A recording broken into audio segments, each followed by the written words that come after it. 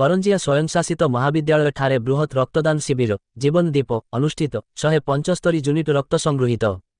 ପ୍ରଧାନମନ୍ତ୍ରୀ ନରେନ୍ଦ୍ର ମୋଦିଙ୍କ ଜନ୍ମଦିବସ ଉପଲକ୍ଷେ ଏକ ବୃହତ ରକ୍ତଦାନ ଶିବିର ଜୀବନ ଦୀପ କରଞ୍ଜିଆ ସ୍ୱୟଂଶାସିତ ମହାବିଦ୍ୟାଳୟ ପରିସରରେ ମହାବିଦ୍ୟାଳୟ ଜାତୀୟ ସେବା ଯୋଜନା ଜାତୀୟ ସମର ଶିକ୍ଷାର୍ଥୀ ବାହିନୀ ରେଞ୍ଜର୍ସ ଓ ରୋଭର୍ସ ବିଭାଗ ସହଯୋଗରେ ଆଜି ଅନୁଷ୍ଠିତ ହୋଇଥିଲା।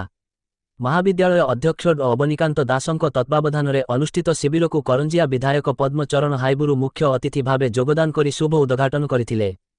ଏହି ଶିବିରକୁ ପରିଚାଳନା ଭାରତୀୟ ଜନତା ପାର୍ଟି ସହର ମଣ୍ଡଳ ପକ୍ଷରୁ ହୋଇଥିଲା।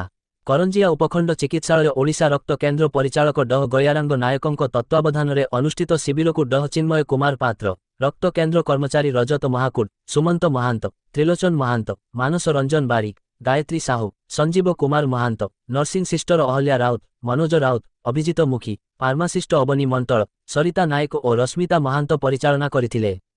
ମହାବିଦ୍ୟାଳୟର ଏନ୍ସିସି କ୍ୟାଡେଟ୍ ରେଞ୍ଜର୍ସ ଓ ରୋଭର୍ସ ବିଭାଗ ଅଧିକାରୀ ପୂଜାଶ୍ରୀ ସେଠୀ ଓ ବିଭୂତି ଭୂଷଣ ମହାନ୍ତ ତଥା ମହାବିଦ୍ୟାଳୟର ସମସ୍ତ ଅଧ୍ୟାପକ ଅଧ୍ୟାପିକା କର୍ମଚାରୀ ଏବଂ ଭାରତୀୟ ଜନତା ପାର୍ଟିର କାର୍ଯ୍ୟକର୍ତ୍ତାମାନେ ଉପସ୍ଥିତ ରହି ପରିଚାଳନାରେ ସହଯୋଗ ପ୍ରଦାନ କରିଥିଲେ। ଆଜିର ରକ୍ତଦାନ ଶିବିରରେ ମୋଟ 175 ୟୁନିଟ୍ ରକ୍ତ ସଂଗୃହୀତ ହୋଇଥିଲା। ମୟୂରଭଞ୍ଜ ଜିଲ୍ଲା କରଞ୍ଜିଆରୁ ବି ଦିବ୍ୟେନ୍ଦୁ ଶେଖର ଅଙ୍କ ରିପୋର୍ଟ।